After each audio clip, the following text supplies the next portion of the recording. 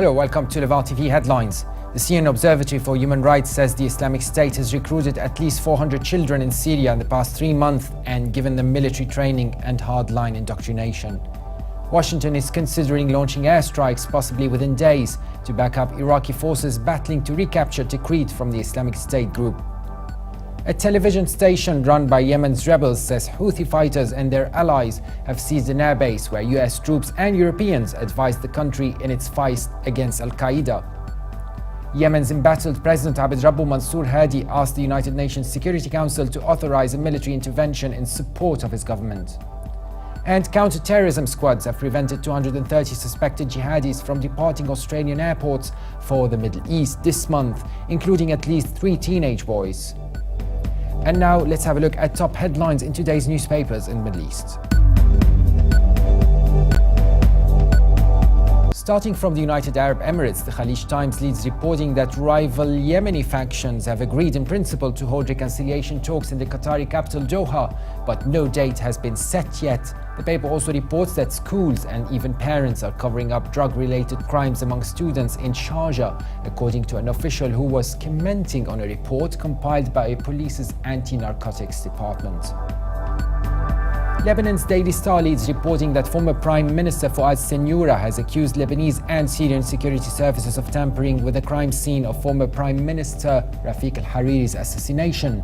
The paper also reports that a terror suspect with links to Abdullah Azzam Brigade's Emir Sirajuddin Zuraikat has been arrested by Lebanese security forces. From Egypt, The Independent leads reporting that CBS News 60 Minutes correspondent Lara Logan has been readmitted to a Washington, D.C. hospital, reportedly for complications stemming from the sexual assault she survived while covering Egypt's political uprising in 2011.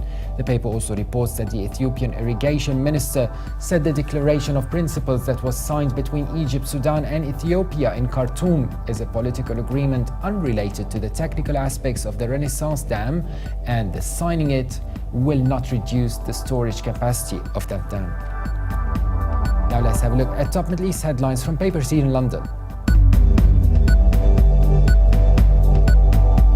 The Guardian leads reporting that Saudi Arabia is moving heavy military equipment, including artillery, to areas near its border with Yemen. US officials have said, raising the risk that the Middle East's top oil power will be drawn into the worsening conflict.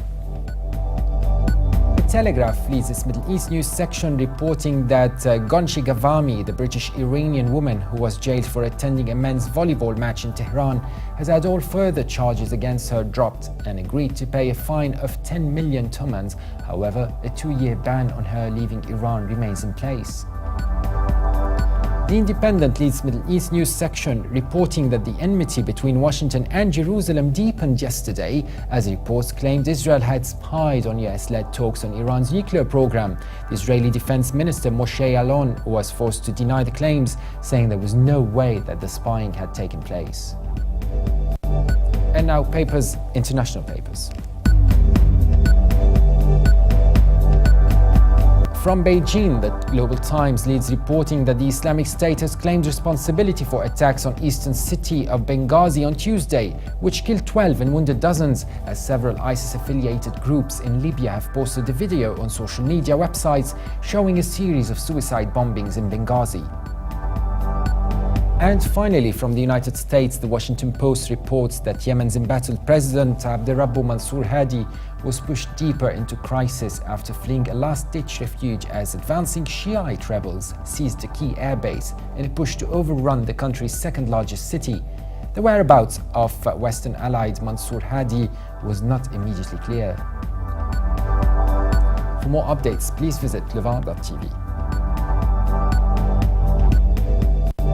Thanks for watching and bye for now.